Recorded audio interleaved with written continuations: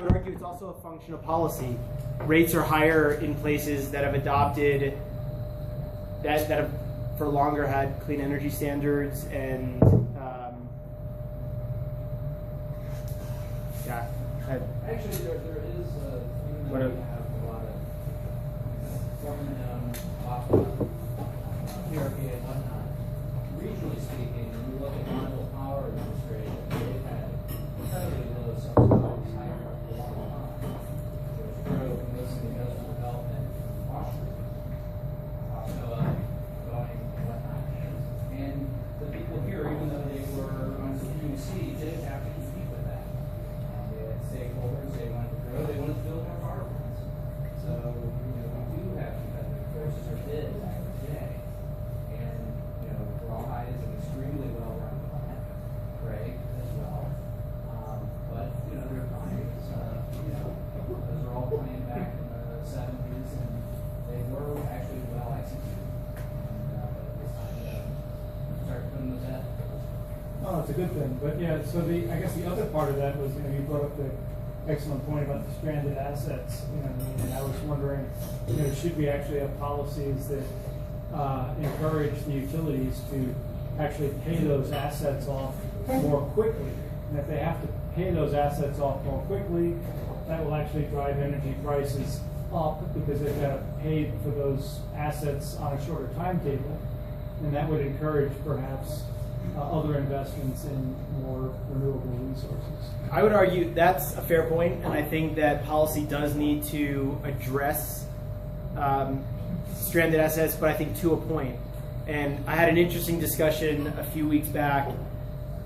Supposing, what if we didn't provide any incentive or financial return for the utilities, and we left them stranded, and the utilities were left owning those assets? Why do we need to provide them with any sort of compensation for early retirement of their system? They made the proposal to the Public Utilities Commission. They made the bet on coal-based generation, and that was their bet to make. We're the tenants. We don't own it. We don't collectively own that decision. They do. Well, and the so Public Utility Commission worked with them and made promises. Sure. So, I think we own our part of the Public Utilities Commission in making that bet with them. In the case of rural energy, it is the consumer who's holding the bag. It's the member. well, it's tri-state. It's not. Oh no! If all of the cooperatives, I know. if all the cooperatives wholly own tri-state, and every member gets a little check once a year for their capital retirement, they are buying into that liability. So it couldn't perhaps work everywhere, but I think there's a number of ways to go about it, and there are folks much more experienced and smarter than I am to figure out how to get there faster. We had a question over here, and then we'll come back. I was curious about the Solar City manufacturing facility. I hadn't heard about that. Is that going to, are they committed to building that in the U.S.? You wanna? I just read the press release. Yeah. Yeah, I just read the news article today. It didn't state it. Probably California. They're supposedly talking with New York right now to build a manufacturing facility there. I don't know if it sells or just assembling, but that's all I read. Question over here, and then we'll get to you. Yep. I wanted to point out that many people have said that the fossil fuels are going to have stranded assets because we can only use something like 20% of what's already known reserves. So that means those known reserves have to be discounted and buried or kept from being used. But they've already drawn money out against those assets. Mm-hmm. Well, and the assets, even the power plants themselves, are not totally stranded assets either. Yes, there's a lot of sunk cost and some unrecoverable, but those are also opportunities, and we need, again, I think, some progressive leadership to see opportunity. They own a lot of land. There are a lot of people already working in and around those facilities.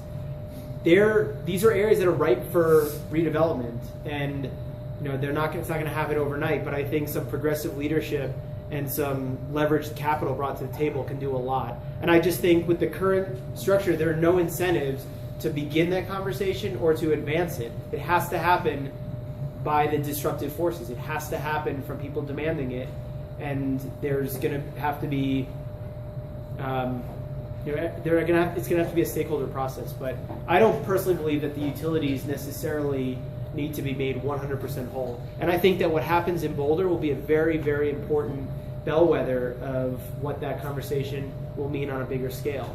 Excel is currently claiming that the city's going to owe them something like $800 million in stranded asset costs. The city claims we owe you nothing for stranded asset costs. You made investments for the grid, for the system, and we didn't sign your franchise agreement 3 years ago, so don't count on us. Question back here. I think looking at stranded asset question, that we'll have to look at. Number one, the amount of money involved in stranded assets comes from a lot of different ways, but one of the things to look at is those utility companies have written off a great deal of those stranded assets through their tax code to protecting tax assets, ways of handling their taxes versus the way they show them on the books. Number two, if you look at your bills carefully, they're already taking care of some of those stranded assets. If you want to look at an asset, the meter reader, if you want to look at the administrative charges, if you want to look at some of the asset aspects of utilities, they're already paying for those separately from the volume of units that you're using. So lots of that money, in my bill, for instance, in the summertime, I pay something like $3 or $4. I'm on public service at Lubbock. I pay something like $5 for the actual volume of gas I use. All the rest is administrative and accounting from that standpoint. So those are not stranded assets in that sense, but especially the way they're written off a lot of these assets that would be useful and protected their tax situation. Well, and that's part and parcel to the net metering discussion, that it's a function of rate setting. That if the volumetric part of the bill captures part of the capital asset itself, that's not the customer's responsibility. That was the regulators that designed rates that way. We could adopt $75 a month fixed charges to more quickly pay back those asset investments, and then we'd end up with a much smaller per kilowatt hour charge that really is a proxy for the delivery and the energy price. But that's not the way we set rates. And so these are broader discussions, but they can't happen just looking at the contrast between the solar customer and the non-solar customer. We have to look at the whole system and take into consideration all of the stakeholders in the process, and know and understand that there are new competitive forces in the industry that were not there when the utilities invested in giant coal plants. Question over here, and then we'll get to you. Two questions. One, I think when it's in Fort Collins, it's putting together a 500 megawatt farm. Kilowatt, Excuse me.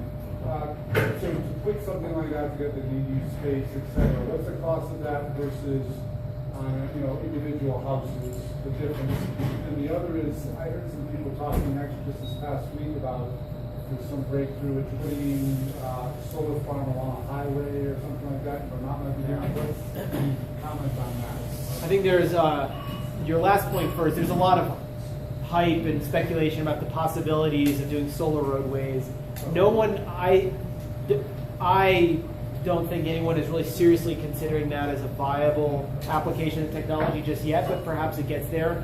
To answer your first question, there are different cost structures associated with utility scale large central solar and residential distributed solar. It's really apples and oranges to say that one is a more economical and efficient way of building solar than the other. They're completely different capital financing structures, construction processes, land leasing, and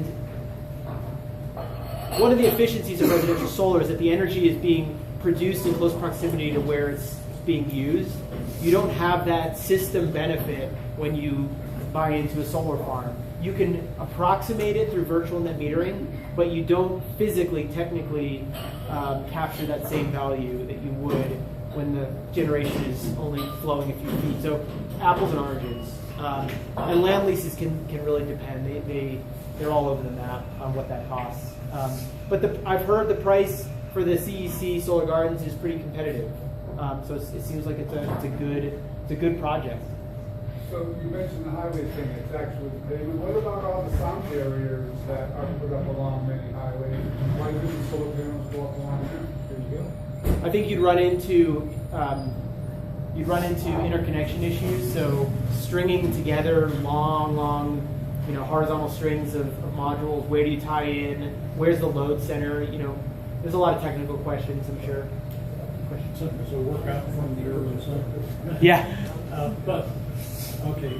And to reinforce your point about there's lots of different structures here, I'm a board member of Booter Valley REA. The REA system is fundamentally different than the investor-owned IOU, investor-owned utilities system. The REA system is owned by its members, as opposed to having investors who have to be paid back. We at Booter Valley, we have a lot of part-time cabin owners, and we thought, well, these people are not paying their fair share because they only buy electricity a few months out of the year, and then they get to skate for the rest of the year while everybody else is paying for all of the operations and maintenance costs involved in the entire system.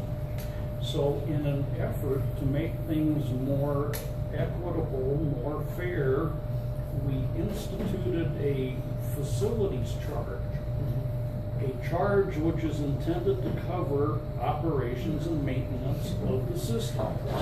Fixed per month. Fixed per month. That everybody pays, then you pay for the electricity you use. Now, I was sold on this because they said, this means we don't have to be concerned about energy efficiency measures, reducing costs, because we have our costs covered. It seems to me that IOUs, because they give the money to their investors rather than to the people who use the electricity, are at a total disadvantage in this changing paradigm, and I would offer that the REA system of investor owners is the paradigm of the future. I love it. I'm a co-op lawyer. I work with co-ops. You don't have to convince me. I think the direction needs to come from the members, and it needs to come from thoughtful leadership to make those investments. And one of the variables that I didn't mention is the extent to which investing in solar is a hedge against the volatility in energy prices and all the other risks coming down the pike. Those costs for 25 years. Well, precisely. Those all mitigate, those all serve to discount stranded asset costs when you think about, okay, we can invest in solar now. Yes, we have these assets, but we're mitigating the costs that we would otherwise bear if we were left squeezing electrons out of that old, dirty power plant. But the direction has to come from the members, and the one thing I know about co-ops is that the members appreciate their sovereignty, the ability to make decisions for themselves. And if there's anything that appeals to that type, it's solar. The idea that you can generate on your roof, to be a self-generator, is really fundamental to and to offer people the multiple ways of owning their own solar system really appeal to investors. We had a question over here, and then we'll come back. So that's true. Why don't you see REAs offering incentives for third-party solar leasing like you do in Excel? What are the barriers for, I see, solar leasing has really driven the residential market in Excel lately. Why aren't REAs providing their members with that same opportunity? What are the barriers for REAs offering that to their members? Well, one, the point you're making is solar leasing has grabbed a significant share of the market recently, but solar leasing wasn't available in Colorado until 2009. Before that, it was all system ownership. And we're actually starting to see that trend reverse again. So system ownership is starting to grow relative to leases for a number of reasons. I think, the folks from Solar City can answer, but I think one has to do with market size. To mobilize crews and assets to the small rural electric markets may not be economical. I know not to say solar works in those areas here locally. I think a lot of it also has to do with it's hard to cash flow a system when you have relatively higher demand charges, and that could be a function. Excel has very low demand charges, $7.50. I think my guess is PVREA is a little higher than that. Yeah, well, and the other thing is that we have like 8 customers per mile line, Yeah. whereas the IOUs have 35. But maybe you would offer like $1.50 a watt rebate or something. Why would you offer a rebate versus like a third party incentive? So. Well, we actually have CEC building our community solar, the phase 2, because the phase 1 sold out before they even broke ground. And I have to say there's issues with leadership. There people in the REAs don't like to change, and we have to help move them along. And it's happening slowly, but it's happening. Jason, I would like to speak to that a little bit as an employee of REA for Kerry.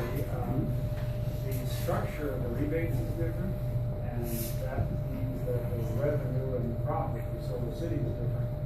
And I've been trying for 4 years to get Solar City to give us a structure. The no money down lease is not going to be possible with the Clear Valley REA structure because we don't have the same rebate structure because it's not been approved by our customers. But there is a number. It may not be no money down, but maybe it's X or Y or Z. And I can't get Solar City to give me any answer. And I've been working on it for 4 years. I've been working at very large levels. And the truth is that there are a lot of systems in Clear Valley REA service territory that have been installed by Solar City. So it's not that we can't handle third-party leases. There's a misconception that REAs can't handle third-party leases, and that's not true. It's like we give rebates on refrigerators, and we don't care if somebody gives you a loan to buy the refrigerator. We don't care who owns it. What we care about is who our customer is and the relationship with the customer. So that's the difference. Question. You talked about distributed generation and distributed storage being the game changer, and distributed generation, that's a piece of cake. But what do you see coming down the pipe for distributed storage? I'm not a close storage follower, but what I do know is that it's following in the footsteps, it's following in the shadows of where PV has been and has gone. So it's probably where solar PV was 2008, 2007 in terms of its cost structure, production capacity, and we're starting to see some major investments, some major technical innovation. Solar City and Tesla have banded together, so we're starting to see the two deployed.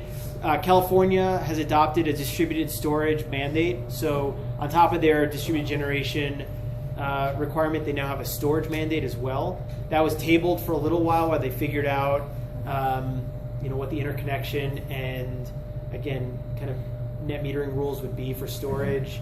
But as they figure that out, there's some real opportunity for the two to fully take people off the grid, or again, to react to retail pricing in really strategic ways. So I think we're going to see a lot coming out in the kind of solar press getting stories about storage nearly every week. Tech Media. But And, nothing, I mean, it's lead acid. I mean, that's where. no, lithium-ion technology is There's some things out there, but the price is just not. price and scale. It's very similar to where we saw distributed generation, 7, 8, 9 years ago. You've already got an electric car. Yeah. So it's already got a fair amount of storage. You have the ability to do quite a bit of load leveling. Yep. That kind of an asset. And microgrid technology is also enabling those two to communicate and start to look at distributed systems, not just storage and generation, but look at it from a smaller perspective than just the entire kind of distribution grid. So I think we're going to see a lot happen in We're gonna have to cut it off.